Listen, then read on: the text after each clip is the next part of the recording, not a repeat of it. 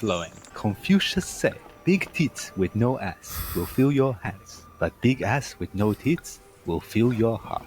Well, Confucius is a smart man. As an ass man myself, I can concur with that statement. What's up people, Jack here. So I am coincidentally wearing some red today, but it's a good thing, for we're about to give praise to our overlord and sneakerino hiding within our software, Xi Jinping, whom according to the logic of Maxor you can contact through Gmail. No, but today we have a video by SsethTzeentach, I'm laughing at the thumbnail, on Emperor Rise of the Middle Kingdom. Not a city builder, I suppose, and perhaps we might dive into a little bit of Chinese mythology. I expect that, so I may be able to once again flex my knowledge of things that have been completely useless to me, but that I can use in this case. Knowledge. Hey people, Seth here. Hey ren, shisu saicholi. As China's geopolitical relevance and power grows, we must all humbly admit the impending inevitability that it's only a matter of time before we're all speaking Mandarin. So it's actually an elective already. And what better way than by appreciating Chinese culture before our new masters from Beijing begin their iron-fisted rule. Today, we're going to learn how to appreciate Chinese culture by playing a historical Chinese city-building game. Neighborhood too ugly? Just wall it off. Mongolians at your gates? Just wall them off. China loves walls. Ancestors unhappy? Break some pottery. That should make them happy. Develop gunpowder. Improve your technology. Then pick the nuke general and upgrade your nuke cannons to use neutron shells. Wait. Eliminate the Mongolians, but isn't this comment in conk? Of course it is.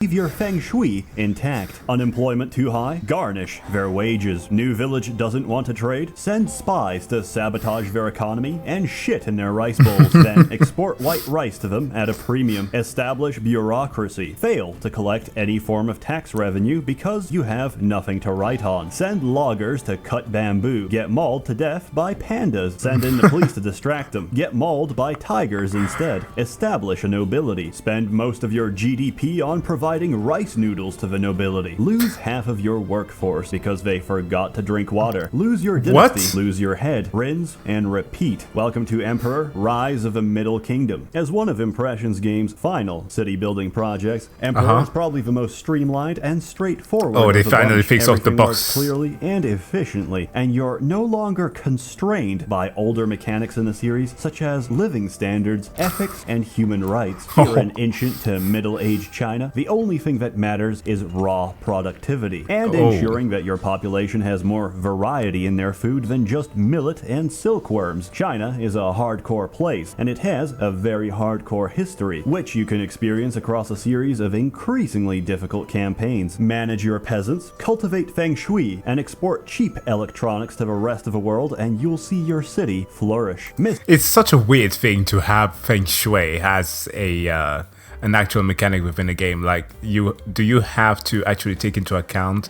how you rotate a building?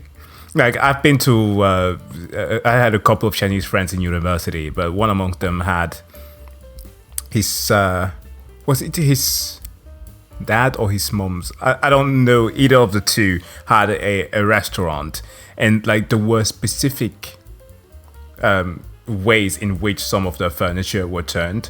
I was like, do you guys really go like so deep into it? He's like, no, my mom does, but I don't really care.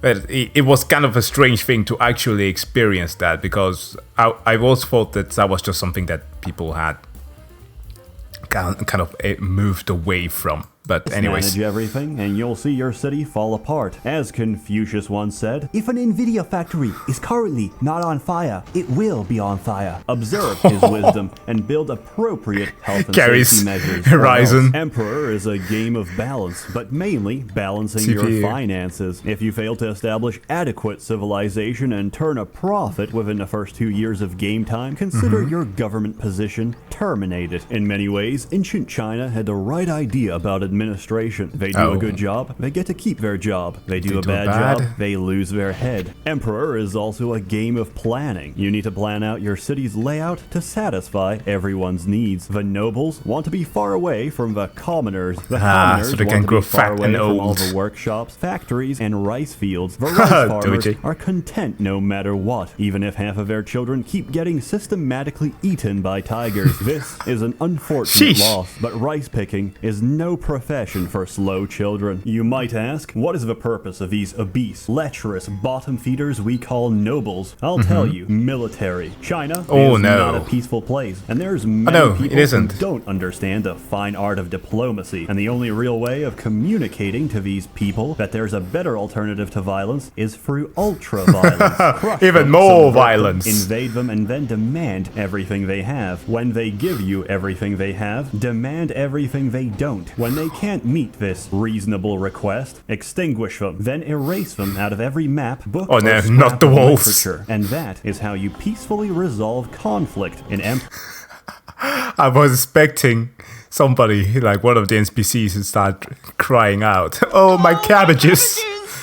Once your enemies cease to exist, you can actually go and enjoy your city, which is beautiful, by the way. I'm running it looks nice on a typical 1080p monitor, and all the graphics and sprite work still hold up as well as they did in 2002. Unlike us, this game doesn't age. There's also some widescreen patches available out there, which change the screen size to your native resolution. Bizarrely, these are all in Polish, but since I assume that everyone here is already fluent in Polish, this shouldn't be a problem. While the game is very straightforward, please follow the tutorials. The language of the hikers. More depressing than accidentally building a watchtower instead of an inspector's tower, only to watch your angry and disillusioned citizens get beaten down by police officers as a fire rages through their neighborhood. The music and voice acting is also pretty good. You can actually right-click on any of your citizens currently walking through the streets, let's and go. they'll give you some feedback and comments on the current state of your city. This city is prettier than the most beautiful concubine in China. I sell, you buy, you buy. I am ruined by my kindness and selling so cheap. I've been evicted by that greedy pig of a landlord. Oh, it's not that bad. It's 2002, the voice acting by the citizens is fantastic. The same cannot be said of the narrator. The verdant lands along the humid shores of the Yangtze River are ideally suited for growing great quantities of rice. Your wisdom is as bright as the white rice growing abundantly in the paddies. Who sounds like he's one step away from falling over dead in his pawn shop. Interestingly, this was also the only city builder by Impressions Games that had online multiplayer. But does it work? Surprisingly, yes it does. With a little bit of Game Ranger magic, it's not always the case. Can finally roleplay together as Chinese magistrates. Okay, so I learned that city walls, or these little walls that you build, they keep the bad feng shui out and keep the good feng shui flowing. Confucius said, "Big tits with no ass will fill your hands, but big ass with no tits will fill your heart." It works very well, and it's a lot of fun invading your friends. Well, Confucius is a smart man. As an ass man myself, I can concur with that statement. While this game gives you a good background to appreciating Chinese history, just remember that the historical accounts given here are very clean and sanitized to keep the PEGI 12 rating, and do not reflect the colorful language and flowery prose you can find in the more vivid accounts. For example, in the game they don't explicitly state how one of the earlier dynasties, the Shang dynasty, came to an abrupt end all because of a single woman, Daji. Daji was the favorite concubine of Zhu. Hold on. It should be cleared, first and foremost, Daji is a character in Smite. Now, I hear you wondering and perhaps frowning right now, what does that mean? How does that have any effect? Well, like most characters that get featured in a game like that, you must take into account something that is less historical and more mythological. So Daji, from what I remember of reading not even that much, like I was reading through some of the Three Kingdoms stuff that was going on, and then trickle a bit back and forth. Anyways, there were female generals in China. So actual women of power. Funnily enough, it makes me think of, since I made a video on the whole Resident Evil turning the Netflix adaptation, it got me thinking about Marco Polo, like the influence that women actually had. but that was in Mongolia. But China had something similar, but with actual women partaking in battle and leading armies. So you had female generals, and of course those in court, those who were empresses, had a lot of influence. And if he may not mention her here, but there's Empress Zhu Li, she was bad. That's a weird one. But Daji is more of a myth. Like, she gets compared to like the QB, that's Japanese, of course, Naruto. But the nine-tailed fox, which is like a trickster animal that morphs and tricks people, especially men, infatuates them and stuff like that. So needing a scapegoat to blame a lot of the issues that the emperor might have done is perhaps, I'm not saying that some of her acts are not true, is perhaps one of the grounds to which they limited the influence of women in power in China. That should be noted, okay? And again, most of what we know about her stems from novels and not actual historical records. Which again, in comparison to somebody like Zhu Li, who's very popular in her antics of evil, is actually recorded historically. Let's keep going. Tyrant of Shang. He was so infatuated with her, he fulfilled her every request, and with each request, her requests grew more and more depraved. It was said that her greatest joy was to hear people cry out in pain. In one case, she saw a peasant walking barefoot on the ice and ordered his feet to be cut off so she could study their resistance to cold temperatures. In another, she had a pregnant woman's belly cut open so she could satisfy her curiosity of what goes on inside. Fun fact, Daji also invented her own torture device called the Pao Lao, which is a nice little bronze cylinder on which you strap a person's body and heat the bottom with charcoal. The heat transfers up the cylinder and I did not painfully hear cooks about you these. alive. Despite all of Zhu's affections, Daji was not any more loyal to him than anyone else. She later had an affair with Bo Yikao, eldest son of Ji Chang. Zhu had him killed and had his body ground into mincemeat, but this was not enough. Zhu forced Ji Chang to drink a soup made of his own son's flesh before throwing him in jail. She, by the story, gave him the Joseph treatment. Joseph from the Bible. I tend to make a lot of biblical references because that's what can be related, like similar stories that are related to like different cultures. Joseph, whom you know perhaps from the Disney movies, he was a slave, right? The one who was sold by his brothers. And in his house of slavery by... who was the name again of his owner? Anyways, I don't remember. But his wife then, she wanted a piece of that Joseph. She thought that he was a JoJo character. But he did not want his... Sigma male status being taken away from him, so he ran away, but leaving his loincloth behind. So she used that as evidence to say that he had assaulted her, which of course was not true. So what did he do? Well, he was put in jail. In comparison to that, Daji said the same thing about her lover, who she then accused for having assaulted her, which of course was not true. It was consensual. And yeah, he was grounded into meatballs, or I think meat pie, and was fed to his dad. Wow. Of course, there are different accounts. Some say that it was soup, but whatever. Fucking genius.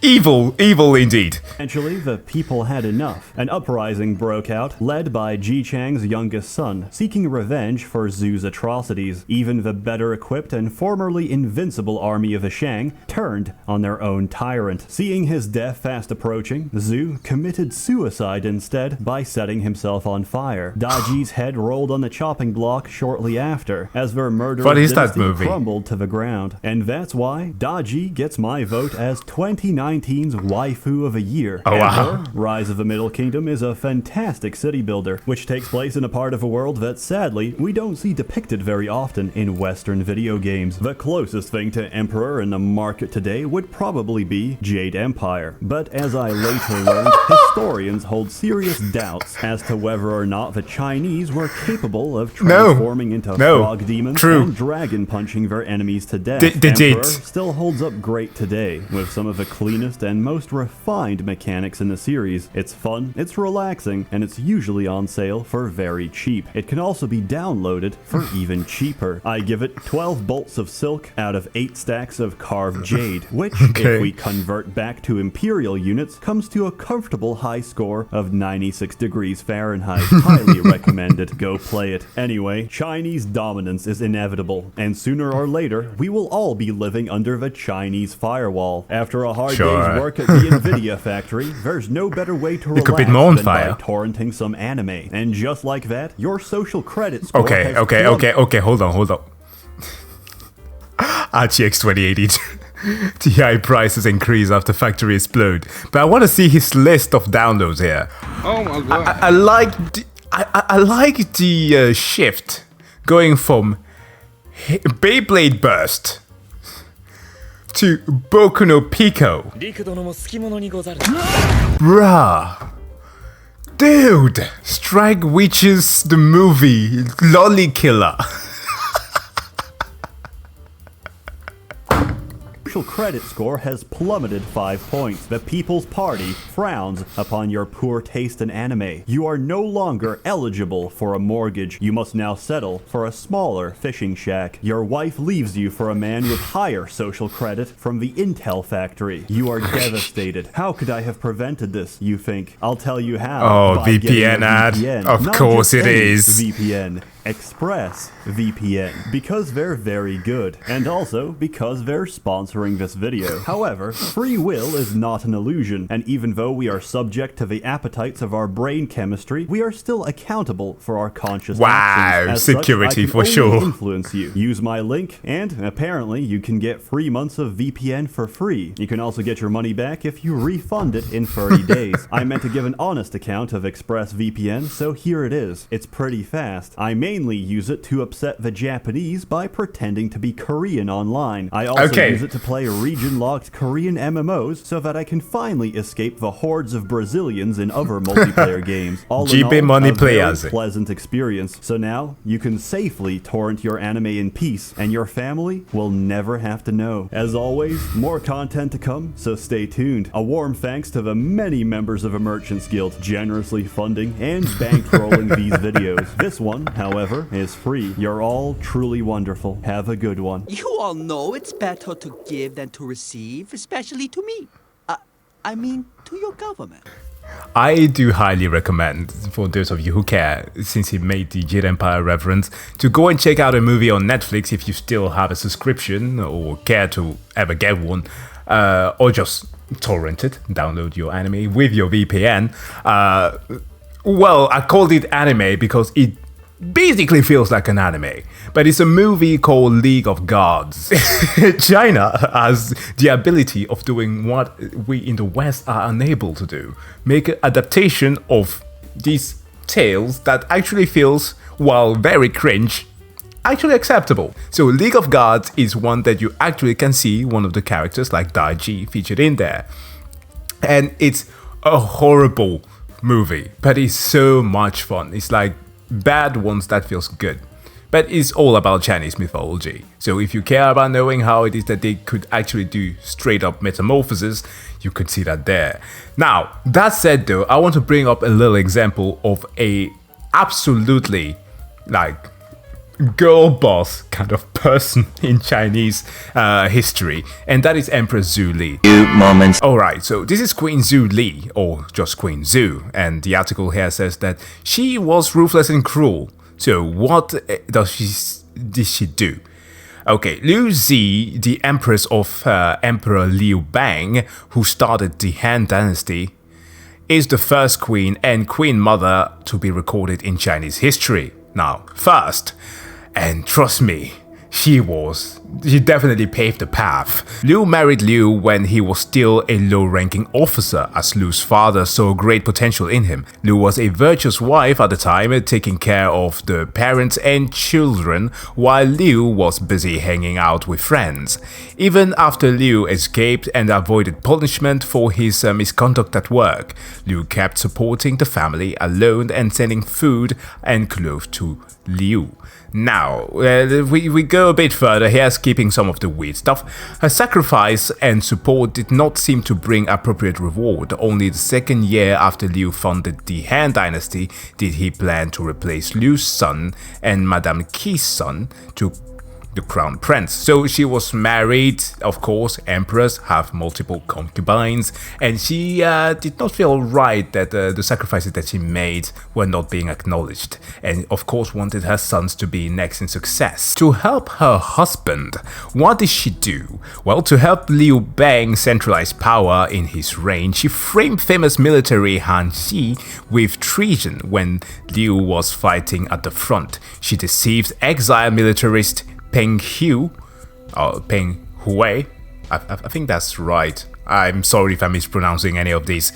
Back to the court and persuaded the emperor, killing him, lest letting the tiger back to the mountains. Now I can see that what I'm recording here is extremely small, but there are accounts of her actually going so far as to go after the extended families of these lords within the court. But she wasn't all bad, right? So there's things like this. She kept a number of good policies in Liu Bang's reign after his death, which helped lay the foundation of prosperity in rules of Emperors Wen and Ji later, so her sons. That included low taxes to help residents recover from wars, advocating thrifty and hardworking life among the royals, and making peace with the minorities in the border area through the royal marriages. So, like, it's not super ideal, but it's on the way to a right thing to do. But of course, this is where things get better. She also followed Liu's advice on personal arrangement for crucial position in the court, which also helped the steady development of the Yang dynasty. Yet, she was criticized for her greed for power and cruelty against those threatening her rule. Gaining all power for herself after her son was crowned, Liu punished most concubines favored by her husband, especially Madame Qi, who tried stealing her son's crown. After killing Qi's son, so she went after the son first, Liu ordered cutting off Qi's limbs, gouged her eyes, poisoned her before throwing her down the latrine, and invited the new empress to see. God damn! The new emperor was shocked by his mother's cruelty and refused to take part in her governing thereafter. He died 7 years later. I don't know if she actually was the one who killed him.